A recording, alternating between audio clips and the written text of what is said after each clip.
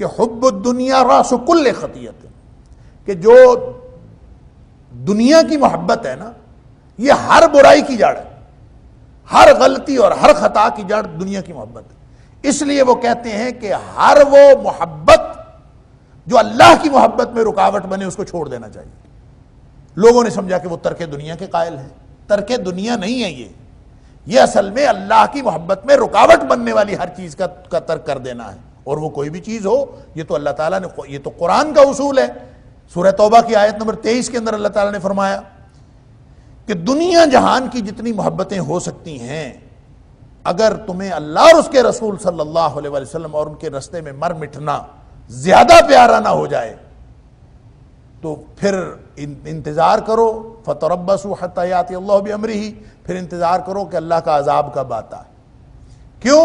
ہر محبت ترک کرنی پڑے گی اللہ اور اس کے رسول صلی اللہ علیہ وسلم کی محبت پر،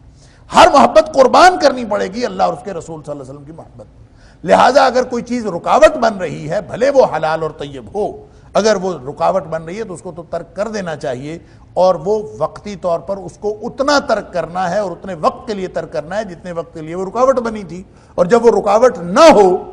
تو پھر آپ اس کو جاری رکھیں۔ اور ایسے اللہ والے دیکھے گئے ہیں کہ جو دنیا کی لذتوں سے اس لیے بچتے تھے کہ کہیں وہ اس میں انوالو نہ ہو جائیں۔ یعنی اگر بہت مزے کا سالن لگا ہے نا اور اس کو پہلا نوالا لیتے ہی پتہ چلا کہ جناب کیا بات ہے، بہت ہی مزہ آیا، تو اب ظاہر اس کا نتیجہ کیا ہوگا؟ اس کا نتیجہ ہوگا کہ انسان زیادہ کھانا کھا جائے گا۔ جو مزیدار کھانا ہے تو اس کا، لہذا وہ یہ تو اپنی اپنی کیفیت کی بات ہے۔ تو جس اللہ والے نے یہ سمجھا کہ یہ کھانا لذیذ ہونے کی وجہ سے یہ مجھے اپنے اندر مشغول کر لے گا اور میں اس حد سے آگے نکل جاؤں گا کہ نبی پاک صلی اللہ علیہ وسلم نے فرمایا تھا کہ مومن جو ہے وہ تو ایک آنت بھر کے کھاتا ہے اور باقی خالی رکھتا ہے، جبکہ کافر اور منافق 7 آنتیں بھر کے کھاتا ہے۔ اور ظاہر ہے جب مزے کا کھانا ملا ہوا ہو تو آدمی کا ہاتھ رکتا کب ہے؟ پھر آدمی تھک کے ہی بس کرتا ہے، سیر ہو کے بس نہیں کرتا بلکہ تھک کے بس کرتا ہے۔ اللہ اکبر۔ لہٰذا ایسے اللہ والے دیکھے گئے ہیں کہ جنہوں نے مزیدار سالن دیکھا، مزیدار کھانا دیکھا، ایک نوالا لینے کے بعد اس میں پانی ڈال دیا یا اس کو ایسی کیفیت میں بنا لیا کہ اب وہ کھانے میں اتنا لذیذ نہ رہے تاکہ میں اس میں انوالو نہ ہوں۔ اب یہ اللہ کی حلال کردہ چیزوں کو حرام ٹھہرانا نہیں ہے، یہ اپنے آپ کو ان لذتوں سے بچانا ہے اور ان لذتوں میں انوالو ہونے سے بچانا ہے۔ اور اگر انسان دنیا کی لذتوں سے انوالو ہونے سے بچ جائے، استعمال تو کرے، دنیا کی لذتوں کو استعمال کرے، آخرت کو نہ بھولے۔ اور اگر دنیا کی نعمتوں کو استعمال کرتے ہوئے، حلال نعمتوں کو استعمال کرتے ہوئے آخرت یاد رہتی ہے اور انسان لمحہ لمحہ اپنے اللہ کو یاد رکھتا ہے، تو پھر ان دنیا کی نعمتوں کو استعمال کرنا قطعاً حرام نہیں ہے، یہ جائز ہے، بلکہ یہ استعمال کرنا ضروری ہے کہ اللہ نے ہمارے لیے رکھی ہیں، ہم کیوں ترک کریں ان کو؟ اور اللہ نے حرام نہیں کی۔ البتہ جب یہ رکاوٹ بن رہی ہوں کسی چیز میں تو جتنی رکاوٹ بن رہی ہوں اتنا اس سے رکنا، اور جتنے وقت کے لیے رکاوٹ بن رہی ہوں اس سے رکنا یہ ضروری ہے۔ اور یہی بات مفسرین نے بھی لکھی ہے، اور جو اللہ والے، جو بڑے بڑے زہاد اور صاحب ورع لوگ گزرے ہیں، ان کا طریقہ کار بھی یہی رہا ہے کہ وہ دنیاوی لذتوں سے اس قدر بچتے تھے جس قدر ان کو قرب الہی میں رکاوٹ محسوس ہوتی تھی، وگرنہ کسی چیز کو نہ حرام ٹھہرایا جا سکتا ہے اور نہ حلال ٹھہرایا جا سکتا ہے۔ تو گویا ان آیات کا ڈائریکٹ تعلق پہلی آیت کے ساتھ ہے کہ یا ایھا الذین آمنوا اوفوا بالعقود، اور اوفوا بالعقود میں ایک نیگیٹولی یہ بات شامل ہے، یعنی منفی پیرائے میں یہ بات کہا کہ حرام نہیں کھانا، تو حلال سے بھی نہیں پیچھے ہٹنا۔ اگر حرام نہیں کھانا تو حلال کو بھی تو حرام نہیں ٹھہرانا نا، یہ دونوں ایک جیسے حکم ہیں، لہذا اس کو کھاؤ پیو، یہ بھی حکم ساتھ دے دیا۔ لا یؤاخذکم اللہ باللغو فی ایمانکم، اللہ تعالیٰ تمہارا مواخذہ نہیں کرے گا یا نہیں کرتا باللغو فی ایمانکم، جو تمہاری قسموں میں لغو بات ہوتی ہے، فضول بات ہوتی ہے، اس میں اللہ تعالیٰ تمہارا مواخذہ نہیں کرتا یا نہیں کرے گا۔ ولیکن یؤاخذکم، اور لیکن وہ مواخذہ کرے گا تمہارا، پکڑے گا تمہیں، بما عقدتم الایمان، جو قسمیں تم نے پختہ کی ہیں، فَكَفَّارَتُهُ اِطْعَامُ عَشَرَةِ مساکین، پھر اس کا کفارہ یہ ہے کہ تم کھانا کھلاؤ، کھانا کھلانا ہے عشرة مساکین 10 مسکینوں کو، من اوسط ما تطعمون اہلیکم، اس اوسط درجے کا کھانا، اس درمیانے درجے کا کھانا جو تم اپنے اہل و عیال کو، اپنے گھر والوں کو کھلاتے ہو، او کسوتہم، یا پھر اسی کے مطابق لباس پہنانا ہے، او تحریر رقبہ، یا پھر ایک گردن آزاد کرنا ہے۔ فمن لم یجد، پس جو کوئی نہ پائے، فصیام 3 ایام، اس کے لیے 3 دن کے روزے ہیں، ذالک کفارۃ ایمانکم اذا حلفتم، یہ تمہاری قسموں کا کفارہ ہے جب تم نے پختہ قسم کھائی ہو، واحفظوا ایمانکم، اپنی قسموں کی حفاظت کیا کرو، کذالک یبین اللہ لکم آیاتہ، اسی طرح اللہ تعالیٰ اپنی آیتیں کھول کھول کر بیان کرتا ہے تمہارے لیے، لعلکم تشکرون، تاکہ تم شکر کرنے والے بن جاؤ۔ اچھا جی، یہ آیت جو آیت نمبر 89 سورۃ المائدہ کی، یہ کفارہ یمین کے بارے میں۔ یمین کا معنی ہوتا ہے قسم۔ یہ جو انسان قسم اٹھا لیتا ہے، یہ 3 قسم کی قسم ہے۔ اس سے پہلے یہی مضمون تقریباً انہی الفاظ کے ساتھ سورۃ البقرہ کی آیت نمبر 225 میں غالباً یہ بیان ہو چکا ہے، اور اس میں کفارے کا ذکر نہیں ہے، البتہ اس بات کا ذکر ہے کہ اللہ تعالیٰ لغو قسموں پر گرفت نہیں کرتا، اس پہ مواخذہ نہیں کرتا، اور یہاں پہ اس کو دہرایا بھی گیا اور کفارہ بتا دیا گیا ہے اس کا۔ تو اصل میں یمین جو ہوتی ہے، ایمان یمین کی جمع ہے، اور یمین جو ہوتی ہے وہ 3 قسم کی ہوتی ہے۔ ایک ہوتی ہے یمین غموس، ایک یمین لغو، ایک یمین غموس، اور تیسری ہوتی ہے یمین معقدہ یا یمین منعقدہ۔ یمین غموس تو وہ ہوتی ہے جو جھوٹی قسم ہوتی ہے، کہ آدمی جو قسم کھائے وہ جھوٹی ہو، جس بات پر وہ قسم کھا رہا ہے وہ بھی جھوٹ ہے، یا وہ خلاف واقعہ بات ہے جس کی وہ قسم کھا رہا ہے۔ یہ انتہائی بڑا گناہ ہے، بہت بڑا گناہ ہے جو جھوٹی قسم کھاتا ہے، اور اس پر بڑی سخت وعید ہے، لیکن اس پر کفارہ کوئی نہیں ہے۔ جو جھوٹی قسم کھاتا ہے وہ تو جھوٹ ہے، بہتان ہے، اور اس نے جس نوعیت کی قسم کھائی ہے اس نوعیت کا اس کے اوپر بہت بڑا عذاب اس کو ہوگا، لیکن اس پر کفارہ نہیں ہے کہ اگر کسی نے جھوٹی قسم کھائی تو وہ توبہ کرے، اور جو اگر کسی کو نقصان پہنچایا تو اس نقصان کا ازالہ کرے۔ ایک ہے یمین لغو۔ لغو قسم وہ ہوتی ہے جو انسان ایسے خواہ اپنی تقیہ کلام کے طور پر کھا لیتا ہے، اللہ کی قسم یہ بات، یا عربوں میں واللہ، تاللہ، باللہ، یہ عام طور پہ ان کا یہ یعنی تقیہ کلام ہوتا ہے عربوں کا، اب بھی ہوتا ہے، اس وقت بھی تھا، کہ کوئی بھی بات تو آپ اس سے کسی سے کہیں کہ کھانا کھا لے، واللہ، وہ کہے گا میں نے تو ابھی کھایا ہے، واللہ، اللہ کی قسم میں نے ابھی کھایا، واللہ ان کی تقیہ کلام۔ تو یہ حالانکہ یہ قسم ہے، باللہ یہ بھی قسم ہے، تاللہ یہ بھی قسم ہے، اور یہ واللہ، باللہ، تاللہ یہ عام طور پہ وہ استعمال کرتے ہیں، بعض اوقات تینوں استعمال کرتے ہیں اپنی عام گفتگو میں۔ تو یہ لغو قسم ہے، فضول ہے، اور اس کو بھی پسند نہیں کیا گیا، لیکن اس پر مواخذہ اس پر بھی نہیں، اس پر بھی کفارہ نہیں ہے۔ جس شخص کو عادت ہو کہ میں تو اللہ کی قسم گھر جا رہا ہوں، اللہ کی قسم آج اتوار ہے، اللہ کی قسم آج فلاں ہے، جن کو یہ عادت پڑی ہوتی ہے، یہ لغو اور فضول بات ہے، لیکن اس پر کفارہ نہیں، غموس پر بھی کفارہ نہیں ہے۔ وہ قسم جو انسان پوری پلاننگ کے ساتھ، پوری پختگی کے ساتھ جو قسم کھاتا ہے، وہ یمین معقدہ یا یمین منعقدہ ہے، اس پر کفارہ ہے۔ اور وہ کفارہ کیا ہے؟ ہمارا عام طور پہ سب کا خیال یہ ہے، اور لوگوں میں مشہور یہ ہے کہ قسم کا کفارہ 3 روزے ہوتے ہیں، اور پڑھے لکھے بھی اور ان پڑھ بھی وہ سب یہی سمجھتے ہیں کہ قسم کا کفارہ، اگر کوئی آدمی قسم توڑ بیٹھے تو اس کا کفارہ 3 روزے ہے، حالانکہ یہ کفارہ 3 روزے نہیں۔ یہاں جس جگہ اللہ تعالیٰ نے قسم کا کفارہ بیان کیا ہے، اور قسم کا یہ جو بیان آیت نمبر 89 سے ماقبل آپ سن چکے ہیں کہ لوگوں نے قسمیں کھا لی تھیں، اور بعض روایات میں آتا ہے کہ حضرت عثمان بن مظعون رضی اللہ تعالیٰ انہوں نے کوئی قسم کھائی تھی، اور لوگوں نے ایسی بھی قسمیں کھائی تھیں کہ وہ اپنا تعلق زوجیت آئندہ نہیں رکھیں گے اپنی زوجہ کے ساتھ، اس طرح کی قسمیں بھی کھائی تھی۔ یا بعض روایات میں آتا ہے کہ حضرت عثمان بن مظعون نے خود قسم کھائی تھی۔ تو ہر وہ قسم جو انسان نے غلط کھائی ہو تو اس کو تو توڑ دینا ضروری ہے، جو ناجائز ہو، غیر شرعی ہو وہ تو اس کو توڑ دینا ضروری ہے، لیکن توڑنے پر کفارہ ہوگا۔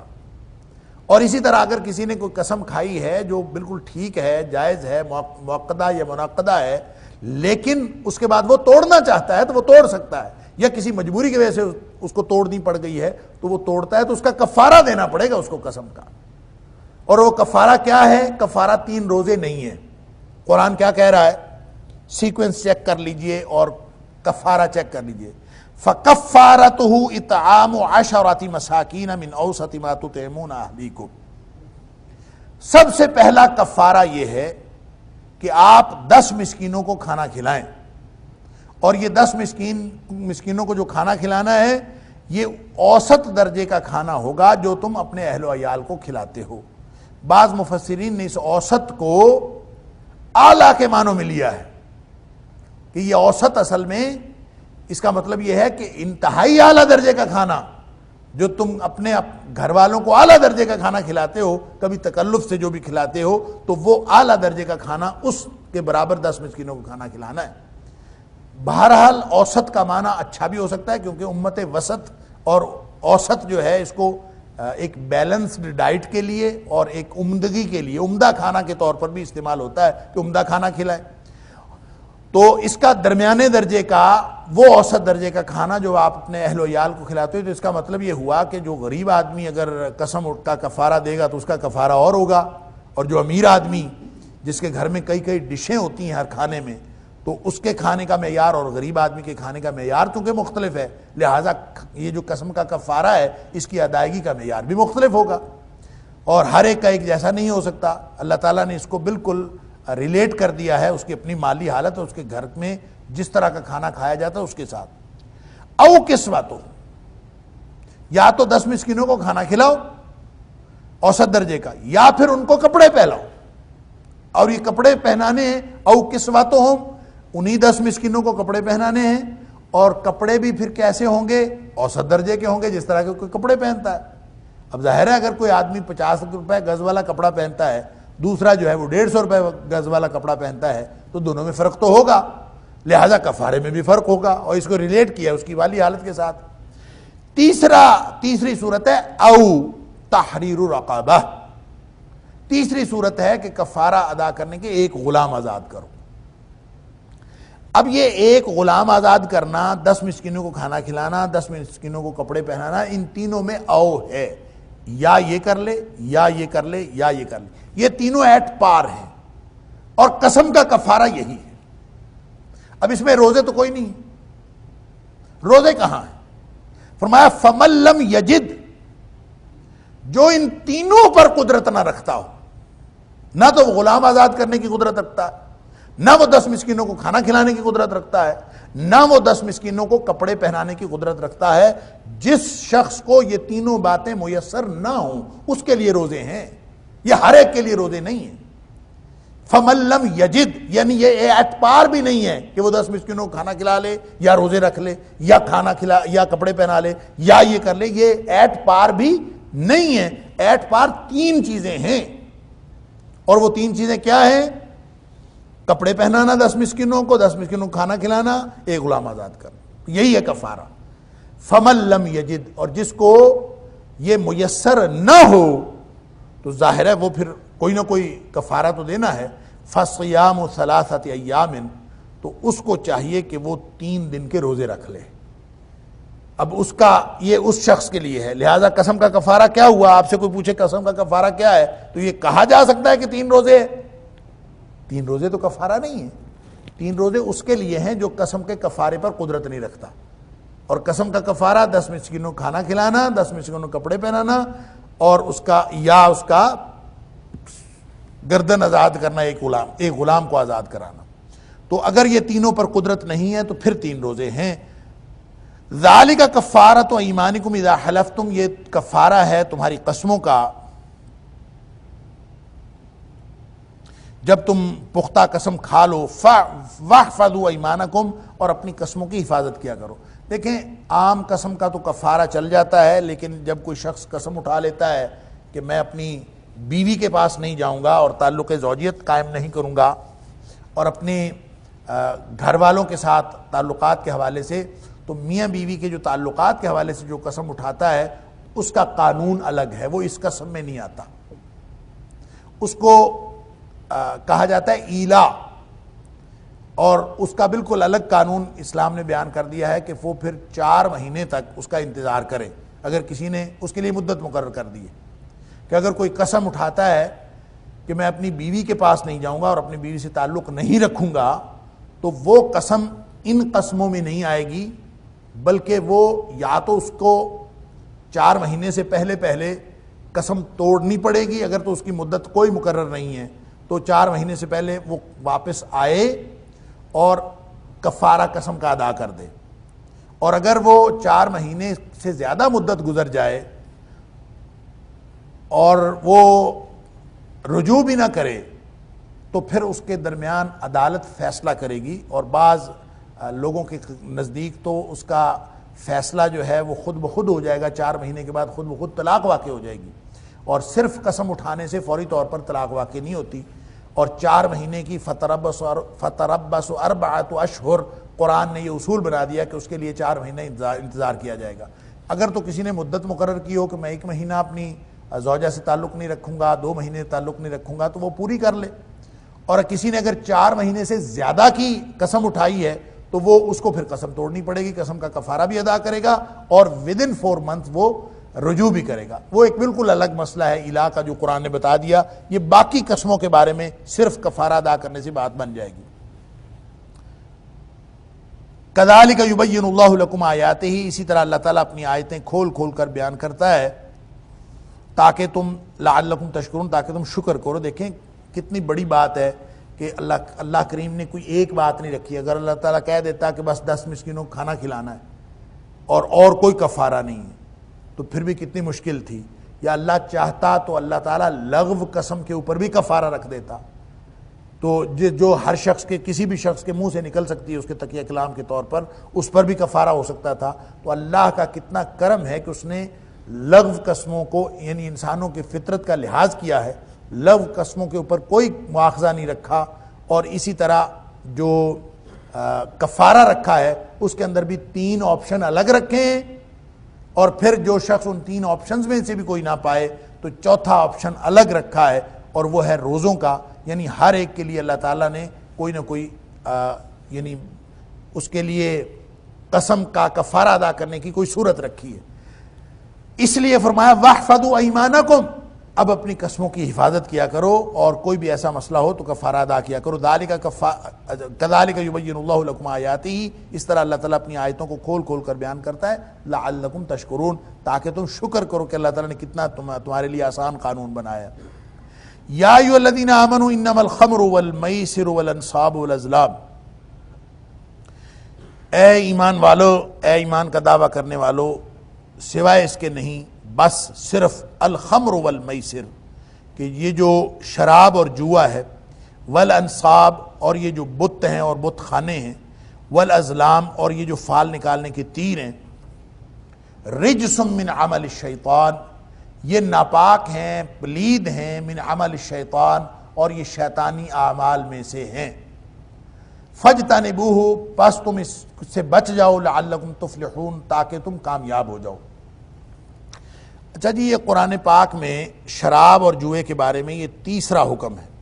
اس سے پہلے سورہ بقرہ کی آیت نمبر 219 کے اندر اور سورہ نساء کی آیت نمبر 43 کے اندر 2 حکم آ چکے تھے۔ ایک حکم تو یہ آیا کہ یسألونک عن الخمر والمیسر، کہ آپ سے جوئے اور شراب کے بارے میں پوچھتے ہیں تو آپ فرما دیجئے کہ اس میں فائدے بھی ہیں اور لوگوں کے لیے فائدے بھی ہیں، اور اس میں نقصان بھی ہے، گناہ بھی ہے، لیکن اثمہما اکبر من نفعہما، ان کا گناہ جو ہے وہ زیادہ بڑا ہے ان کے نفع سے۔ اب جن لوگوں کو سمجھ آ گئی وہ تو اسی وقت اس سے جو اجتناب کرنے لگے۔ پھر اس کے بعد سورہ نساء کی آیت نمبر 43 کے اندر یہ حکم آیا کہ لا تقربوا الصلاۃ وانتم سکارى، کہ جب تم حالت نشہ میں ہو تو نماز کے قریب نہ جایا کرو۔ اب ظاہر ہے کچھ لوگوں کو تب بھی سمجھ آ گئی۔ یہ تدریجی احکام ہے، یہ قرآن پاک کے احکام کی تدریج کی ایک بہترین مثال ہے کہ جن چیزوں کو اسلام یہ سمجھتا ہے کہ لوگوں کی گھٹی میں پڑی ہوئی ہیں، ان کے کلچر میں رچی بسی ہوئی ہیں، تو ایک دم حکم دینا اور ایک دم ترک کرنا ان کے لیے مشکل ہے۔ لہذا جب ایک دم ترک کرنا مشکل ہے تو قرآن ایک دم حکم بھی نہیں دیتا، بلکہ ان کے کلچر کی، ان کی اس فطرت کی رعایت کرتا ہے، اور آہستہ آہستہ ایک گراؤنڈ بنا کے تدریج کے ساتھ اب یہ تیسرا اور آخری حکم آ رہا ہے کہ انما الخمر والمیسر والانصاب والازلام۔ یہاں پہ دو چیزیں اور ایڈ ہو گئیں، اور یہ دو چیزیں جو ایڈ ہوئی ہیں یہ سورہ مائدہ کی آیت نمبر 3 میں ذکر ہو چکی ہیں۔ ایسا نہیں ہے کہ اس سے پہلے اس کو حرام چیزوں میں شامل نہیں کیا گیا، یہ حرام چیزوں میں شامل ہو چکی ہیں، اور جو 11 چیزیں آیت نمبر 3 میں حرام کی گئی ہیں اس کے اندر یہ دونوں چیزیں بھی شامل ہیں۔ انصاب نسب، وما ذبح علی النصب وہاں کہا گیا تھا، اور یہاں پہ انصاب مطلقاً کہہ دیا گیا ہے۔ انصاب سے مراد ایسی جگہیں ہیں جس جگہ پہ اللہ کے علاوہ کسی اور کی پوجا کی جائے، کسی اور کے سامنے ماتھا ٹیکا جائے، کسی اور کے سامنے کوئی بھی ایسا عمل کیا جائے جو عمل عبادت کہلاتا ہے، اور عبادت اللہ کے علاوہ کسی اور کی مخلوق کی عبادت کرنا وہ حرام ہے۔ لہذا اگر کوئی بھی شخص کسی بھی جگہ ایسا کوئی عمل کرتا ہے، وہ چاہے وہاں پہ بت بنایا ہوا ہے، چاہے کوئی جڑی بوٹی ہے، چاہے کوئی درخت ہے، چاہے کوئی کسی درخت کا تنا ہے، چاہے کوئی ستون ہے، چاہے کوئی عمارت ہے، کوئی بھی چیز ہو، تو ایسی کوئی بھی جگہ ہو تو اس کو اردو میں کہتے ہیں استھان یا آستانہ۔ اس جگہ جہاں بھی غیر اللہ کی پرستش ہوتی ہو تو وہ جگہ، اس جگہ پر کیا ہوا ہر عمل وہ حرام۔ اسی طرح ازلام سے مراد، ازلام ظلم کی جمع ہے، اور ازلام سے مراد وہ تیر ہیں جن سے فال نکال لی جاتی تھی، اور ہم یہ پڑھ چکے ہیں ان تستقسموا بالازلام، اور یہ دو قسم کے کام کرتے تھے۔ ایک تو یہ کہ اس سے فال نکالتے تھے، قسمت کا حال معلوم کرتے۔ تستقسموا کے دو معنی ہیں، ایک قسمت کا حال معلوم کرنا، اور ایک اس کا معنی ہے مال تقسیم کرنا۔ یعنی مال تقسیم کرنے کے لیے آپ کہیں کہ ہم ٹاس کر لیتے ہیں، اگر تم جیت گئے تو اتنا مال تم لے لینا، میں جیت گیا تو اتنا مال میں لے لوں گا، یہ جوئے کی قسم ہے۔ بغیر محنت کے، بغیر استحقاق کے کسی کو آپ مال دے دیں، یہ جوا ہے۔ لہذا مال تقسیم کرنا یا قسمت کا حال معلوم کرنا، دونوں صورتوں میں جو ظلم استعمال کیے جاتے تھے عرب میں یا انصاب استعمال کیے جاتے تھے عرب میں، ان دونوں کی سارے استعمالات کو حرام قرار دیتے۔ اور یہ حرمت علیکم المیتہ سے آگے جو 11 چیزیں بیان کی ان میں بھی یہ چیزیں آ گئیں، اور یہاں پھر اللہ تعالیٰ اس میں وضاحت کے ساتھ فرما رہا ہے۔ اب اس بارے میں ایک بات سمجھ لیجئے اس کی تفصیل پڑھنے سے پہلے، کہ بہت سارے جدید مفکرین ایسے ہیں جن کو یہ شبہ ہوا ہے کہ شراب حرام نہیں ہے، اور وہ اس بنیاد پر کہتے ہیں کہ اللہ تعالیٰ نے قرآن میں شراب کے لیے حرام کا لفظ استعمال نہیں کیا، بس یہ کہا ہے، اور وہ یہی آیت ہے فائنل جو اس کے بارے میں آخری حکم ہے۔ تو چونکہ اللہ نے یہی کہا ہے کہ فَاجْتَنِبُوهُ، اس سے اجتناب کرو، بچو، تو وہ کہتے ہیں کہ اس کا مطلب تو یہ ہے کہ ایسے جیسے کسی بچے کو کہہ دیتے ہیں کہ یہ فلاں چیز بری ہے، اس سے بچا کرو، تو کسی بچے کو اگر کہہ دیا جائے کہ اس چیز سے بچا کرو، اس کا مطلب یہ تھوڑی ہوتا ہے کہ وہ حرام ہو گئی۔ تو لفظ حرام کے ساتھ چونکہ حرام نہیں کیا گیا، اس لیے شراب حرام نہیں ہے، اور شراب کی حلت پر بہت سارے جدید ذہن کے جو مفکرین ہیں، سو کالڈ مفکرین، ان کے باقاعدہ مضامین چھپے ہوئے ہیں کہ یہ شراب جو ہے وہ حرام نہیں ہے، یہ تو بس ایسے بری چیز ہے، اس سے بچنا چاہیے۔ البتہ یہ حرمت کے معنوں میں نہیں ہے، اور نہ ہی وہ اس حد کو مانتے ہیں جو نبی اکرم صلی اللہ علیہ وسلم نے شراب پینے کی، شراب نوشی کی سزا کے طور پر جو مقرر کیا اس کو بھی وہ نہیں مانتے۔ اب سن لیجئے، جب اللہ تعالیٰ نے خمر اور میسر کے ساتھ دو چیزیں اور ذکر کی ہیں، انصاب اور ازلام، اور یہ انصاب اور ازلام آیت نمبر 3 میں ان 11 چیزوں میں شامل ہیں جن کو حرمت کہہ کے بیان کیا گیا۔ حرام کا ذکر آیا ہے کہ نہیں آیا؟ حرمت، جو چیزیں حرام ہیں اس میں ازلام اور انصاب ہے، یہاں خمر اور میسر کو انصاب اور ازلام کے سیکوینس میں بیان کیا گیا ہے۔ لہذا یہ 4 چیزیں ایک جیسی ہیں حکم کے اعتبار سے، اور جب انصاب اور ازلام حرام ہیں تو پھر شراب اور جوئے کو جب بیان کر دیا انصاب اور ازلام کے ساتھ، تو یہ صرف ان سب کا ایک لائن میں رکھنا، اکٹھے بیان کرنا، ان کے شرعی حکم کو ایک بنانا، یہی اس بات کی دلیل ہے کہ یہ حرام ہے، آگے کچھ بھی نہ کہا گیا ہو۔ اگر صرف یہ کہہ دیا جائے کہ انصاب اور ازلام اور خمر اور میسر ایک جیسے ہیں، تو انصاب اور ازلام کے حرام ہونے کی دلیل آیت نمبر 3 میں پڑھ چکے ہیں، لہذا جب یہ انصاب اور ازلام حرام ہے تو خمر اور میسر کیوں نہیں حرام؟ تو یہ ایک سیکوینس میں بیان کرنا، یہ اٹ سیلف اس بات کی دلیل ہے کہ یہ حرام ہے، لہذا اس کی اور کوئی حرمت کی دلیل کی ضرورت ہی نہیں ہے۔ البتہ قرآن نے یہ کہا رجسن، یہ سارے ناپاک اور پلید کام ہیں۔ اب ناپاک اور پلید حلال ہوتا ہے؟ ناپاک اور پلید اگر قرآن آگے کچھ بھی نہ کہے تو یہ دلیل ہے، رجس کہنا کہ یہ ناپاک اور پلید ہیں، یہ دلیل ہے کہ وہ حلال نہیں ہیں۔ پھر آگے فرمایا من عمل الشیطان، دیکھتے جائیے، من عمل الشیطان، یہ شیطانی کاموں میں سے ہیں۔ اب شیطان دنیا میں دو ہی تو کام ہیں، ایک رحمانی کام ہے، ایک شیطانی کام ہے۔ رحمانی کام حلال ہے، شیطانی کام حرام ہے، لہذا من عمل الشیطان کہہ دیا تو یہ تو ایک اس سے بھی بڑی دلیل آ گئی، رج سے بھی، ناپاک بھی ہے، پلید بھی ہے، اور یہ شیطانی کاموں میں سے ہے، تو پھر آگے اگر فجتنبوہ کا لفظ نہ بھی آتا تو بھی یہ حرام تھا، لہذا اس کے بعد فرمایا فجتنبوہ، سمپلی نہیں کہا کہ جناب فلاں چیز ہے اور اس سے بچا کرو، یہ نہیں کہا۔ 3 دلیلیں فجتنبوہ کے لفظ سے پہلے اسی آیت میں 3 دلائل موجود ہیں۔ انصاب و ازلام کے ساتھ اس کو ایک لائن میں رکھنا، ایک سیکوینس میں بیان کرنا، یہ حرمت کی دلیل ہے۔ رجس کہنا حرمت کی دلیل ہے، من عمل الشیطان کہنا یہ بھی حرمت کی دلیل ہے۔ پھر جا کے کہا ہے فجتنبوہ، یہ حرام ہے، اس سے بچا کرو، اس سے بچ جاؤ، لعلکم تفلحون، اور یہ ایک اور دلیل ہے کہ بچ جاؤ گے تو کامیاب ہو جاؤ گے، نہیں بچو گے تو ناکام ہو جاؤ گے۔ تو جو چیز ناکامی کی طرف لے کے جاتی ہے وہ حلال کیسے ہو سکتی؟ لہذا